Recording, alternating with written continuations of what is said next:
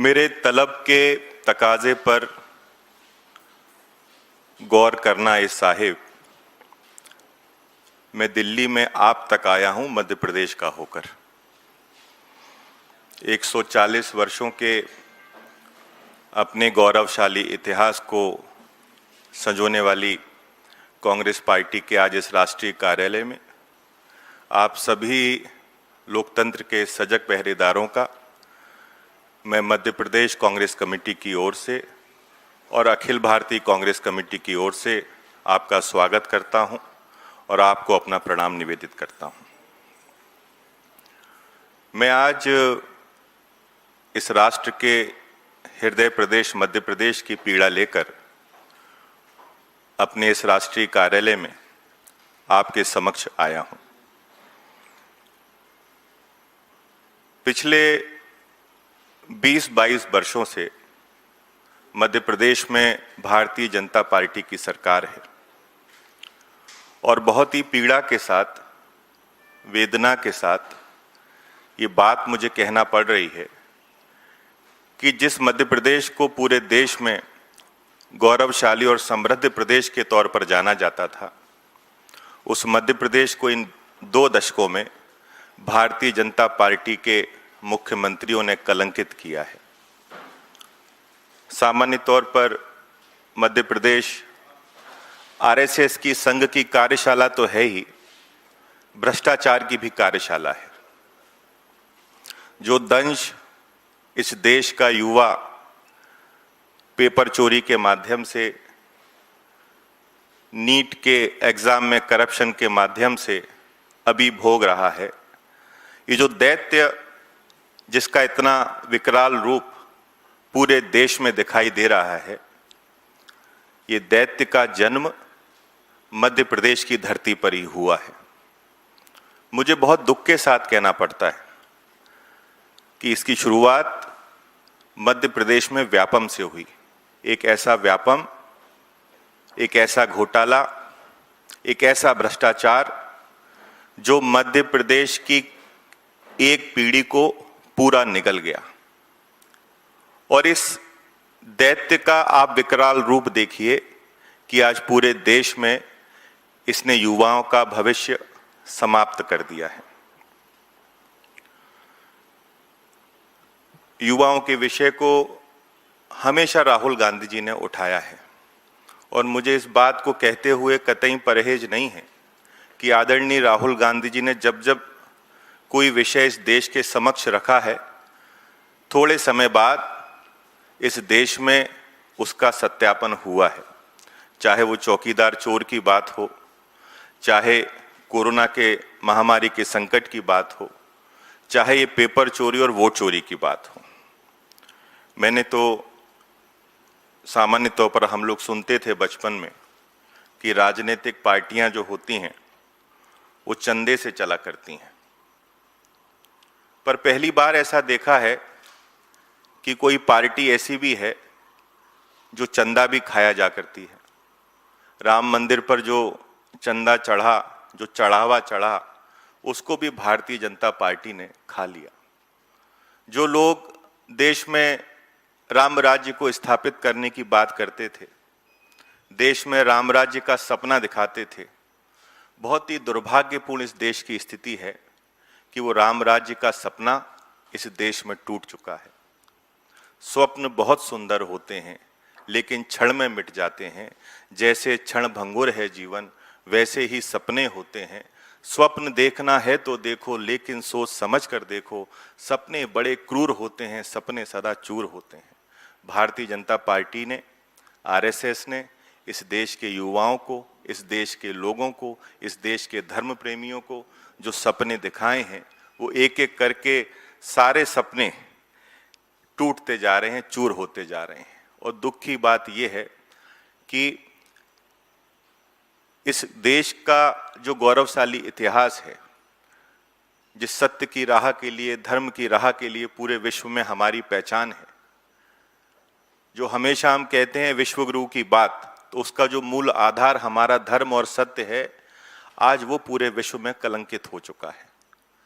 जो राम को लाने की बात करते थे, बड़ा आश्चर्य होता है कि वो राम भगवान के यहाँ जो चंदा चोरी हुआ, जो चढ़ावा चोरी हुआ, उसको भी आज आपके समक्ष वापस नहीं लेके आ पा रहे हैं।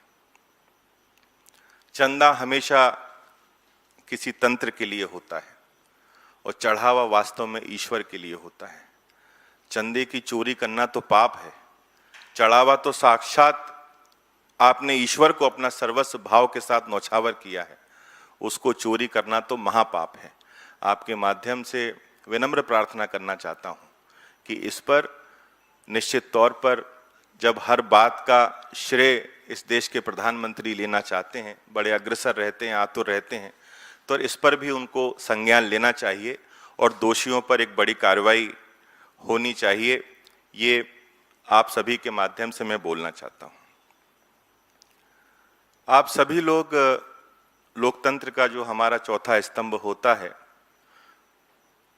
वो पत्रकार होते हैं, पत्रकारिता होती है। आप एक ऐसा आईना है जहां सरकार, समाज अपने आप को देखकर स्वयं को दुरुस्त करता है। आपके आईने से वो ये देखता है कि वो जिन नैतिक मूल्यों पर, जिन कर्तव्यों को निभाने के संकल्प पर और अपनी कथनी और करनी के उनके अंतर पर, ये सब आकलन वो आपके आईने में देखकर करते हैं। मुझे बहुत ही दुख के साथ ये बात बोलनी पड़ रही है कि आज मध्य प्रदेश में पूरे 10 दिन बीत गए हैं। 10 दिन में मध्य प्रदेश के मुख्यमंत्री पर जो आरोप लगे हैं, मध्य प्रदेश के मुख्यमंत्री से लेके देश का पूरा शीर्ष नेतृत्व उस पर मौन है। बचपन में हम सुना करते थे कि नेता जमीन से जुड़ा होना चाहिए, पर भारतीय जनता पार्टी के लोग इसको थोड़ा अलग से समझते हैं। हमारे मध्य प्रदेश के मुख्यमंत्री ने भी इसको थोड़ा अलग से समझा है। वो जमीन से तो नहीं जुड़े, जमीनों से जुड़ गए। हमारे प्रदेश अध्यक्ष आदरणीय जीतू पटवारी जी, हमारे सीएलपी के नेता उमंग सिंघार जी, इन दोनों ने कई प्रेस कॉन्फ्रेंस कर सीधे आरोप मध्य प्रदेश के मुख्यमंत्री पर, जो आपके ही एक संस्थान मित्र द्वारा आरोप लगाए गए थे, उनसे इस्तीफे की मांग की है। बहुत ही लोकतंत्र में ये दुख के साथ कहना पड़ता है कि आज तक ना मुख्यमंत्री की ओर से, ना प्रधानमंत्री की ओर से और ना किसी जिम्मेदार व्यक्ति की ओर से एक विषय भी उसके सफाई के लिए नहीं आया है। ये निश्चित तौर पर लोकतंत्र को कलंकित करने वाली बात है। मध्य प्रदेश कांग्रेस कमेटी ने अभी 2 दिन पहले हमारी पॉलिटिकल अफेयर कमेटी की बैठक हुई थी। उसमें सभी जो हमारा शीर्ष नेतृत्व है उसने तय किया है डिटेल सारी प्रॉपर्टीज़ की, सारे घोटाले की, चाहे वो ट्रस्ट के नाम कई 100 करोड़ की ज़मीनें 1 रुपये में देने की बात हो या मुख्यमंत्री की कई एकड़ों की संपत्ति बढ़ने की बात हो, चाहे उनके अलग अलग कंपनीज में शेयर होल्डिंग की बात हो। मेरे से भी पूर्व जिन लोगों ने मध्य प्रदेश से प्रेस कॉन्फ्रेंस की है, वो सारे डेटा प्रेस कॉन्फ्रेंसों के माध्यम से, सोशल मीडिया के माध्यम से आप तक पहुंच चुके हैं। पर जब पूरा मध्य प्रदेश के मुख्यमंत्री मौन है, पूरा सिस्टम मौन है, तो हमारी पॉलिटिकल अफेयर कमेटी में हमारे प्रदेश अध्यक्ष जी, हमारे प्रभारी जी, हमारे लीडर ऑफ अपोजिशन और हमारे मध्य प्रदेश के शीर्ष नेतृत्व ने अगले कुछ दिनों में इस पूरे भ्रष्टाचार का और अधिक खुलासा करने के लिए, ये तो अभी एक पिक्चर हुई है, इसके आगे भी पिक्चर आने वाली हैं। कांग्रेस के कुछ कार्यक्रम मध्य प्रदेश में लॉन्च किए हैं, जिसमें उज्जैन से अयोध्या तक जो कथित घोटाले और लूट हुई है, उसमें संभाग और जिला स्तर पर पूरे मध्य प्रदेश में कांग्रेस पार्टी के हमारे शीर्ष नेता प्रेस कॉन्फ्रेंस करेंगे। एक ऑनलाइन पोर्टल मध्य प्रदेश में लॉन्च किया जाएगा कि जहां जहां भी जिस विभाग में जिन अधिकारियों के द्वारा भ्रष्टाचार हो रहा है, आम जनता उस पोर्टल पर उन शिकायतों को दर्ज कर सकती है। 15 जुलाई को पूरी ताकत के साथ मध्य प्रदेश कांग्रेस कमेटी भोपाल में मुख्यमंत्री निवास का घेराव करेगी। 20 जुलाई से शुरू हो रहे हमारा जो विधानसभा सत्र है, उसमें हमारे नेता प्रतिपक्ष उमंग सिंघार जी के माध्यम से इन मुद्दों का सरकार से और मुख्यमंत्री से सीधे तौर पर जवाब मांगा जाएगा। और मुख्यमंत्री के मध्य प्रदेश के प्रत्येक जो दौरा होगा जिले का, उसमें हमारे डीसीसी के अध्यक्षों के द्वारा, जिलाध्यक्षों के द्वारा उनसे स्पष्ट प्रश्न पूछा जाएगा कि इस घोटाले का जवाब आप कब देंगे।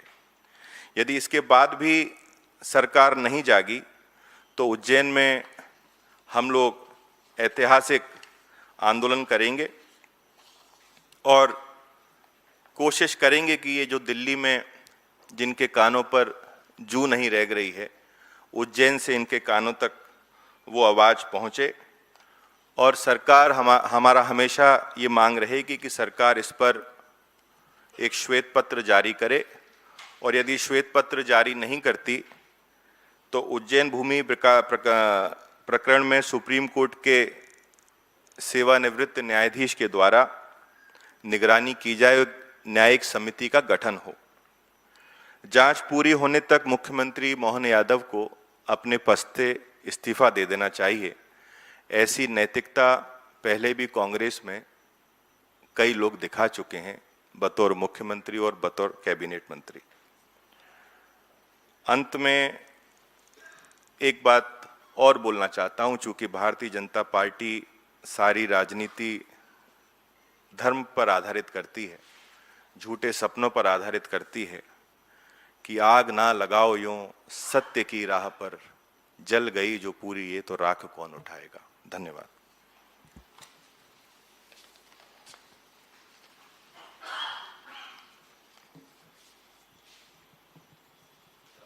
आपके प्रश्न सर, यदि कुछ मैं प्रशांत मिश्रा, हिंदुस्तान समाचार से।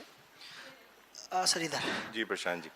सर मेरा सवाल ये है कि इंडियन एक्सप्रेस ने जो खुलासा किया मध्य प्रदेश वाले मामले पर, तो वो ऐसा कोई खुलासा नहीं था कि कोई बहुत एक्सक्लूसिव रिपोर्ट लेके आए थे या एकदम से उन्होंने छाप दिया। वो बहुत सारी जानकारियां थी जिनको क्लब करके उन्होंने छाप दिया।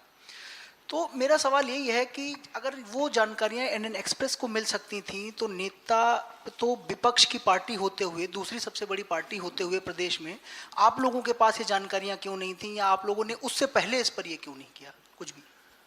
मिश्रा जी, आपने बहुत अच्छा प्रश्न पूछा और मुझे इस बात के लिए मध्य प्रदेश कांग्रेस कमेटी के हमारे प्रदेश अध्यक्ष और हमारे नेता प्रतिपक्ष पर गर्व होता है कि जब इंडियन एक्सप्रेस ने ये खबर प्रसारित की, ये घोटाला निकाला, उससे 6-8 माह पूर्व उज्जैन में जब हम लोगों ने एक महारैली की थी, उस दौरान मंच पर हमारे प्रदेश अध्यक्ष जीतू पटवारी जी ने ये बात कही थी, हमारे नेता प्रतिपक्ष ने भी ये बात कही थी।